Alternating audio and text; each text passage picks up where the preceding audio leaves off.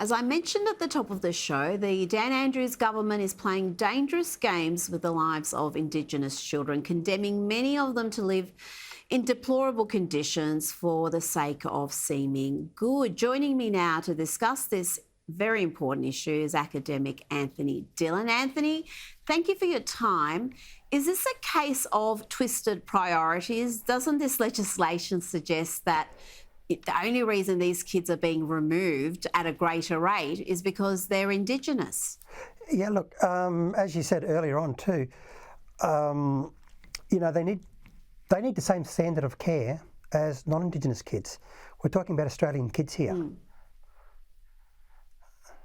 Absolutely. If you're going to remove a non-Indigenous kid under those circumstances, then why wouldn't you do the same with an Indigenous child? The Victorian government is saying this bill is an Australian first, and they say it's all about self-determination. How do you see it? It's in a previous conversation we've had, that term self-determination is good on an individual level.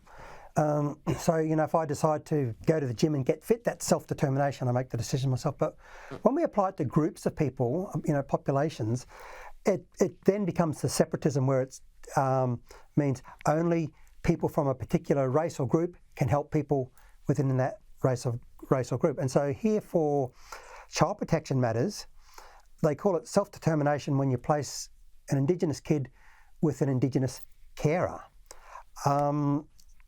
It's just very misleading to call it self-determination as if that's some sort of gain.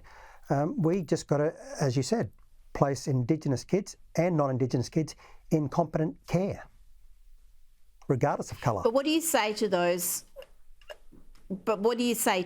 Who argue placing an Aboriginal child in a non-Aboriginal household with a white family, for example, can be detrimental to that child because they're in danger of losing their culture? Look, most times the culture they have is indistinguishable from mainstream Aussie culture.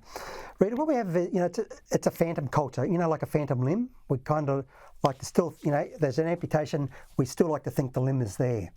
And for many Indigenous people, apart from putting some artwork in their room or attending a smoking ceremony or whatever, their day-to-day living is indistinguishable from the mainstream Aussie. Indeed, many Indigenous people are married to non-Indigenous people, and there's no cultural clash. They get about their business, they buy their food from the same shopping centres we go to and everything. So, culture in most cases should be down on the list, because most kids, they're just indistinguishable from the average mainstream Aussie.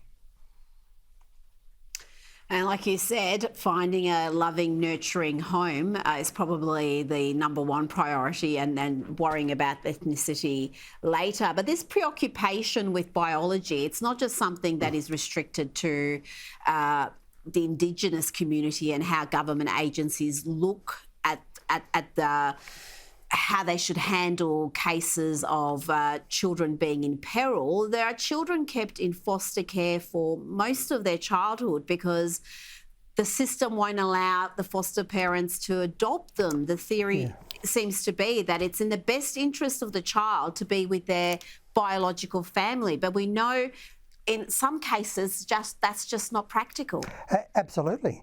And so if we have parents, adopting these kids, or, putting them in permanent care, and if it turns out that the biological parent does come good later on with care and that sort of thing, then assess that situation then. But you've got to give the kid this sense of stability, that they're not just going through revolving doors with different placements.